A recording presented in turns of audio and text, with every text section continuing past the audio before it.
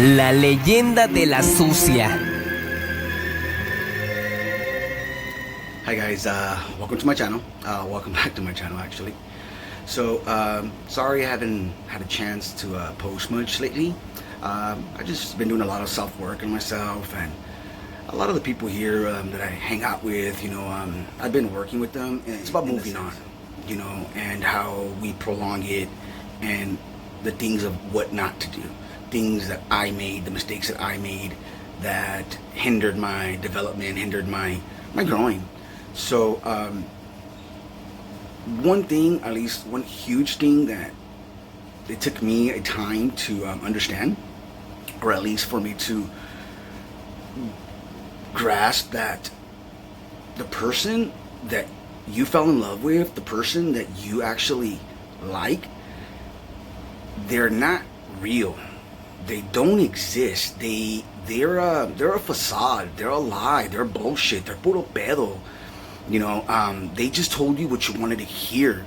They were actually a mirror image. They were literally a reflection of what you wanted. As well as some backman, what he says is they allow you into their hall of mirrors. Quick. That's actually one of the big red flags that you can notice, is that they literally want to move in together right away. They want to get married. They want kids. They want some sort of commitment or a contract with you, like a lease or whatever it is, just to bind you, at least for if something happens, that they have a way of reaching back out to you to just to communicate with you, or to try to hook you back in when their next relationship ain't working out very well, or whatever it may be. So that's one thing, like I said, I'll repeat that again, is they're not the person that you think they are. And I know that is very, very hard, very difficult to understand, but their actions spoke louder than words, and they do, and they proved it to you. They showed it to you, time and time and again, that what they said doesn't hold up. They'll promise, it's called future faking. They'll make promises about taking trips with you, having kids, whatever it may be, whatever it is that's gonna get you to believe that they're in it to win it. That's what they want. And I had a hard time understanding, and I had a hard time seeing that. How can someone maliciously, or at least purposely, bullshit? How can someone just tell you something and not mean it? And is their actions already proved it to you guys. They've already been malicious to you. They've been cheating on you. They're not honest. They're not trustworthy. They tell you they're somewhere, they're not. And that's one thing that I noticed with my narc, especially toward the ending of our relationship, was I would question them about being somewhere, and they would send me pictures to make me believe or think that that's what they're at, or that's what they're doing. And it was funny though, because it was like about this time last year, and then she sent me a picture of it was her and her niece, and her niece had like a little carrot in her mouth and little bunny ears, with all these little emojis on Snapchat and Instagram. Well, she sent me, it was a filter from Easter, so it was one of those. So they were sending me pictures from the past. They were not recent pictures of what's going on now.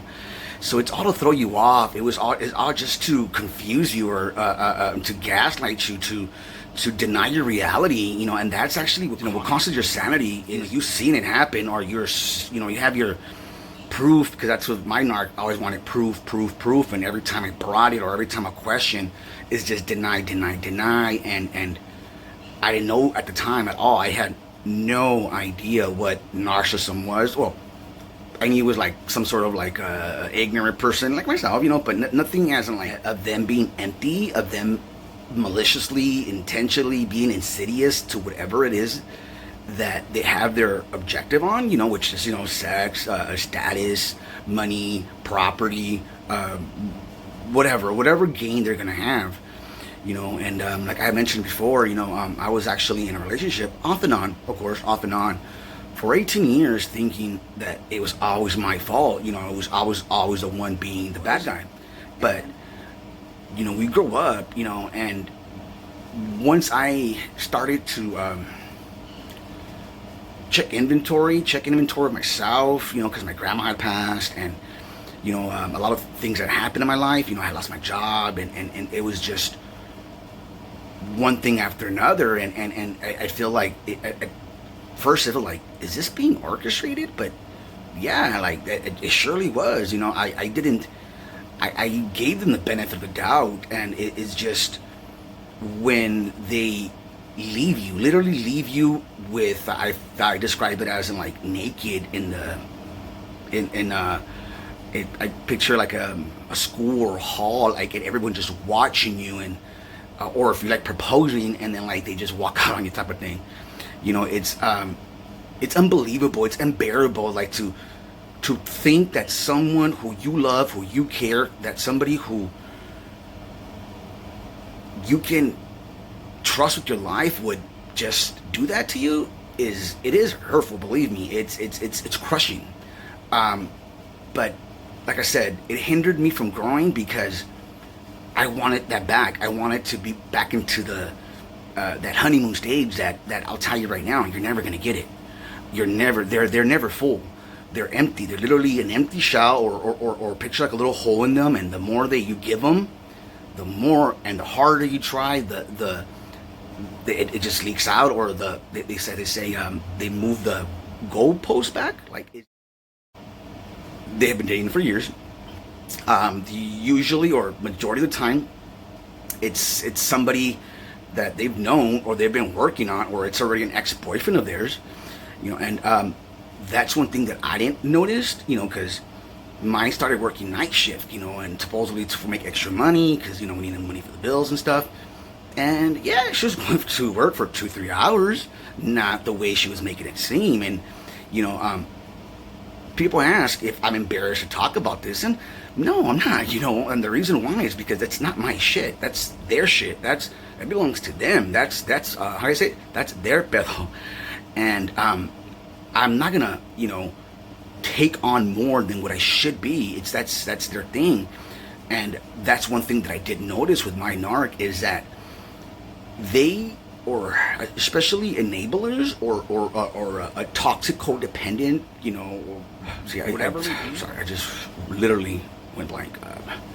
Give me a second here, guys. Right, 3, 2. So, like I was saying, I know it's hard, and best believe me when I say this, like, it's not as easy as just moving on. I know it's not, because one other thing I want you guys to understand is, you were not in any ordinary breakup. You were actually, in an abusive relationship called narcissistic abuse.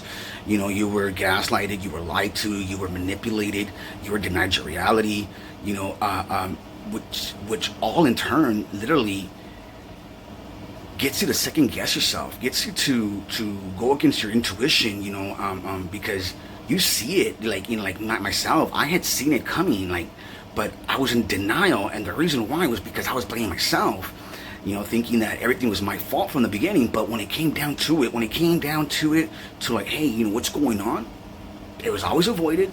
They never wanted to talk about it.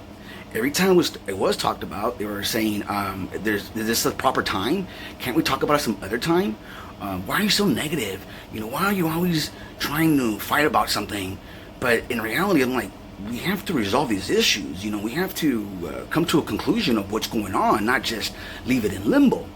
And that's what it is. They want to leave it in limbo for the reason being that they want to keep it open. So like when they discard you, that's another thing that I couldn't figure out, at least after my discard, was where's closure? I didn't get closure, so that was my excuse, at least, to keep on going, or at least chasing, which was like literally out of my character, because I don't do that. I never have. And but what it is the thing is that they don't give you closure. So when they don't give you closure, I found out, that's kind of how I started to figure out what narcissism was, because I couldn't understand like what's going on, and I was literally just left dry and high, just from one day to another, like literally one day to another.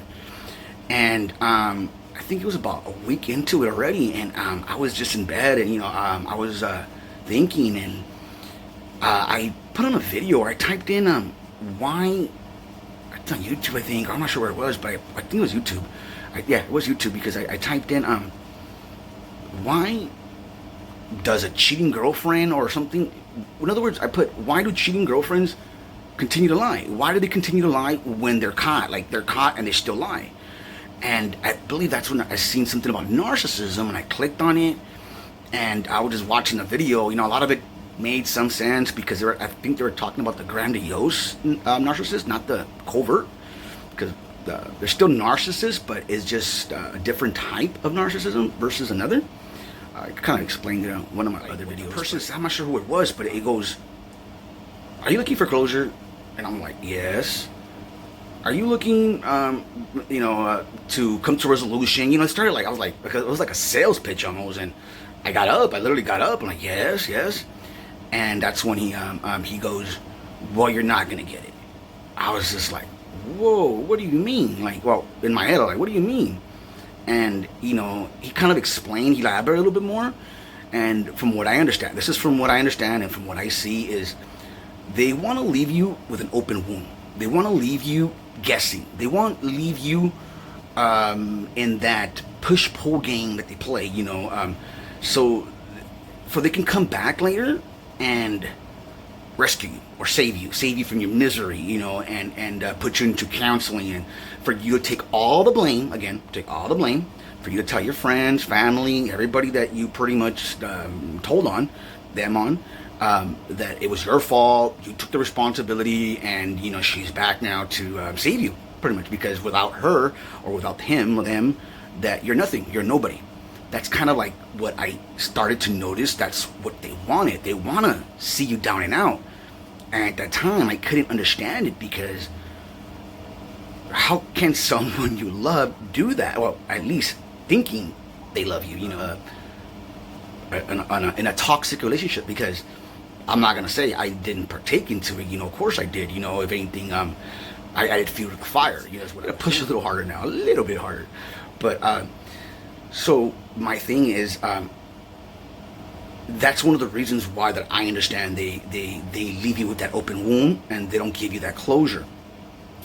Not to mention, they, like I said, they want to have that opportunity to come back, so they don't want to tell you to fuck off, or at least not there and then, like, depending, but they just want to leave it in that neutral, depending on their relationship with the other person that replaced you. Because yes, if you were discarded by a narcissist, I can assure you, 99.9% that yes, they had to have already somebody groomed or somebody already in your replacement to take your place, because they do need a primary source, and then they have their second, third, you know, mine's even had up to like 6, 7 on standby, or a lot of at least the last 3 or 4 were just ex-boyfriends that didn't care.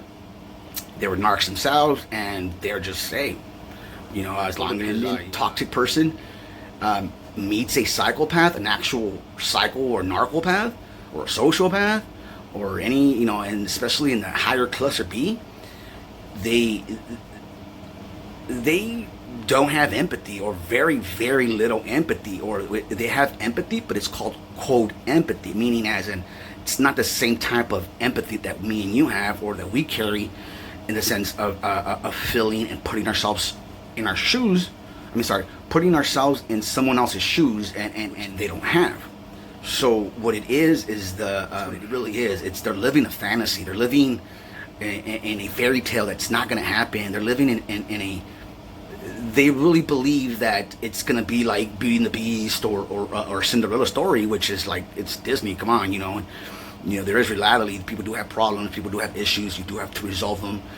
And what I noticed was with my narc is they would stalk a lot, you know, on social media, just to see how the grass is greener on the other side, or at least to make themselves, I should have made that, like, whatever it is. And I noticed was that, you know, that's when they start sending the texts out, you know, how you've been, how you doing, I miss you. And by the way, you're not the only one getting that text.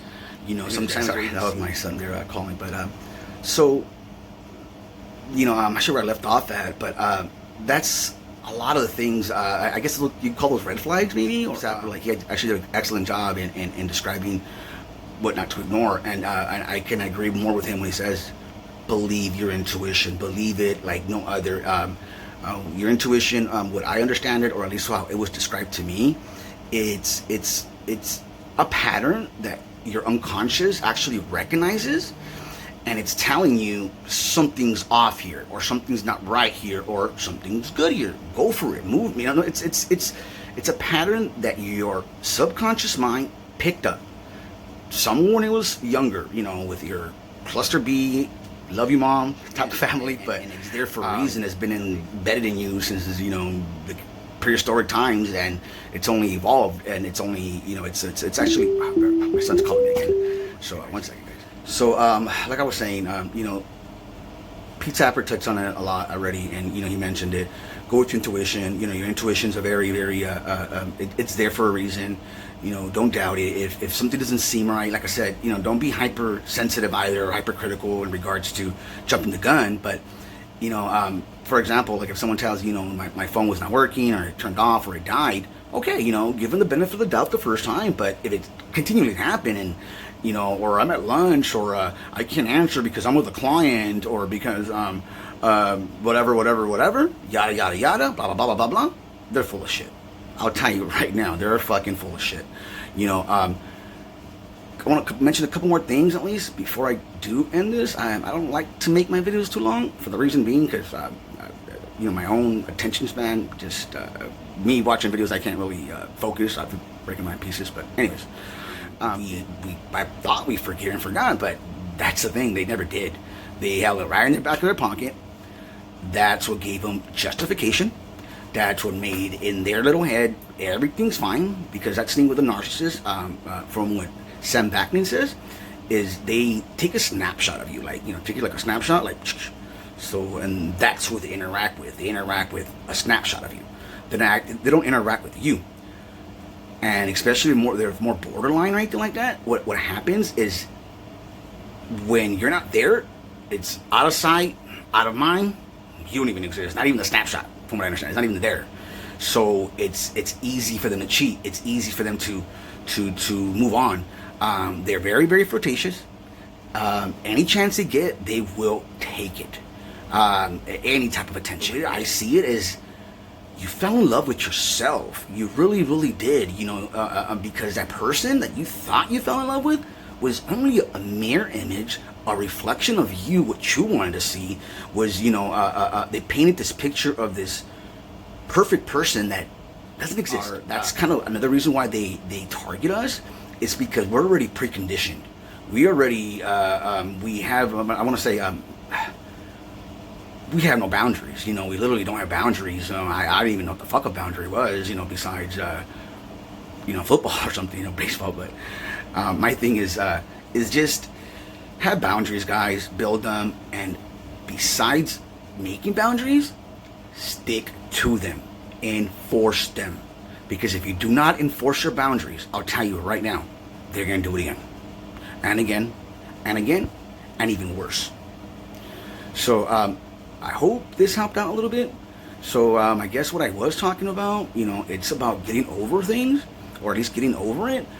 I'm not sure if I mentioned this already, but try to find one, maybe two people that you can talk to this about and share with them, you know, and especially if they've been through it themselves, it would make so much, it makes the process easier and better, you know, because if you go telling people, they're going to tell you, and they're going to, you know, they're going to get you pretty pissed off, you know, especially like with me in the beginning, like, you know, I mean, I'm a chismoso as it is, and I would share my story, and they're like, look at me and like, her, yeah, are you sure? I'm like, yes. And I'll come up with my diagram and, you know, my PowerPoint presentation with, you know, yada yada yada. And anyways, guys, I hope this helped out. I hope that this video did resonate with a couple of you guys, or at least with someone.